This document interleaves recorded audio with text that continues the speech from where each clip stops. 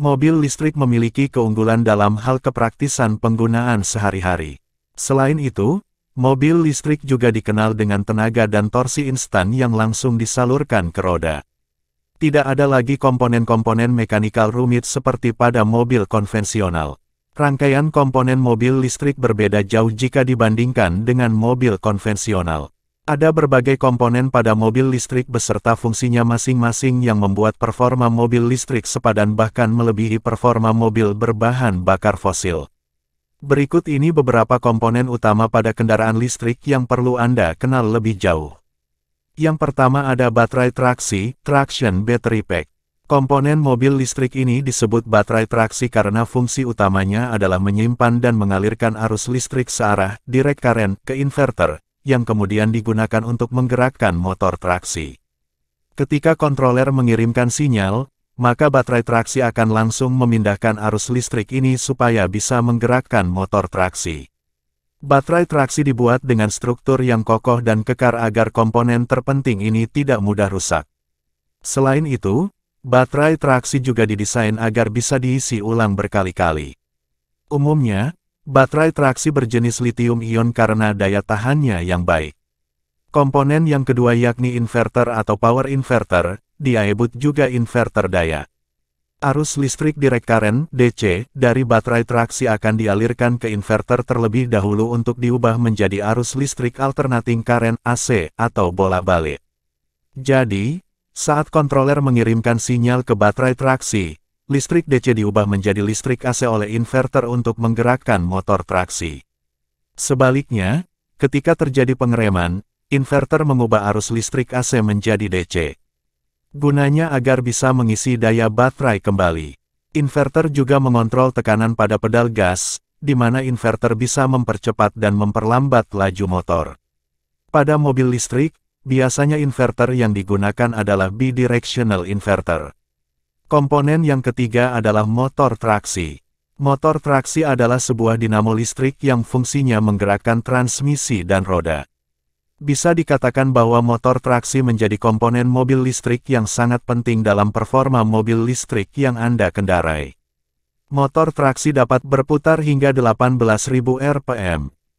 Jenis motor traksi yang paling banyak digunakan adalah brushless DC traction motor atau disebut BLDC.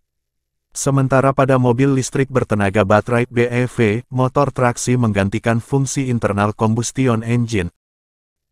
Komponen keempat yakni kontroler. Salah satu komponen mobil listrik yang utama, yaitu kontroler memiliki fungsi utama sebagai pengatur daya listrik yang tersalurkan dari baterai menuju inverter, kemudian menggerakkan motor traksi. Sinyal yang dikirimkan oleh kontroler ini berasal dari pedal mobil yang diinjak oleh pengemudi. Pedal mobil juga mengatur berapa banyak tekanan maupun frekuensi pada motor, sehingga mempengaruhi laju mobil. Komponen kelima adalah auxiliary battery. Mobil listrik ternyata memiliki lebih dari satu baterai, yaitu tambahan daya listrik dalam bentuk auxiliary battery. Komponen mobil listrik ini digunakan sebagai tempat penyimpanan dan penyedia arus listrik untuk menghidupkan aksesoris mobil yang bukan termasuk komponen utama. Contohnya seperti air kondisioner di mobil, wiper, alarm, lampu mobil, dan lain sebagainya. Selain itu, auxiliary battery juga bisa digunakan sebagai baterai cadangan jika sewaktu-waktu baterai traksi mengalami masalah. Komponen keenam adalah charger, port. Charger termasuk sebagai komponen mobil listrik yang sifatnya mendukung, alias tidak benar-benar wajib ada di setiap mobil listrik. Ini dikarenakan sejumlah tipe mobil listrik seperti All New Nissan Kicks e-Power tidak membutuhkan charger untuk mengisi daya listrik pada mobil. Cara kerja charger adalah mengisi daya baterai dengan arus listrik AC dari PLN, lalu diubah menjadi arus listrik DC yang disimpan di dalam baterai traksi. Secara umum, ada dua jenis charger pada mobil listrik. Pertama, onboard charger yang terpasang di dalam interior mobil. Kedua, off-board charger yang berada di luar eksterior mobil. Port atau pengisian daya merupakan komponen pada mesin mobil listrik yang berfungsi sebagai titik pengisian daya yang menghubungkan kendaraan ke catu daya eksternal untuk mengisi baterai mobil. Namun beberapa jenis mobil elektrifikasi seperti mobil hibrid HEV atau hybrid electric vehicle tidak memiliki charging port karena dipasang dengan baterai khusus sehingga pemilik tidak perlu lagi melakukan pengisian daya. Komponen ketujuh yakni sistem thermal system atau cooling. Ketika Anda mengemudikan mobil listrik, maka suhu pada mesin mobil menjadi panas. Disinilah peran sistem thermal, yaitu komponen mobil listrik yang berfungsi sebagai pendingin mesin mobil. Ini juga termasuk menjaga suhu motor traksi dan berbagai komponen elektrikal lainnya.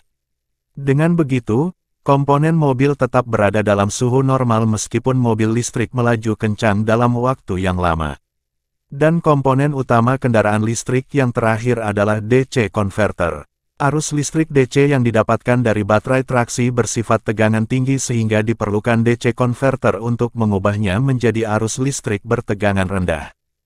Tujuannya agar listrik tersebut bisa dimanfaatkan oleh komponen mobil listrik lainnya yang membutuhkan listrik bertegangan rendah. Terakhir, DC converter juga berfungsi sebagai alat untuk mengisi daya listrik pada baterai. Setidaknya, itulah sejumlah komponen mobil listrik yang perlu Anda ketahui. Semoga dapat membantu Anda untuk mengenal komponen kendaraan listrik sebelum kita membahas cara kerja mobil listrik.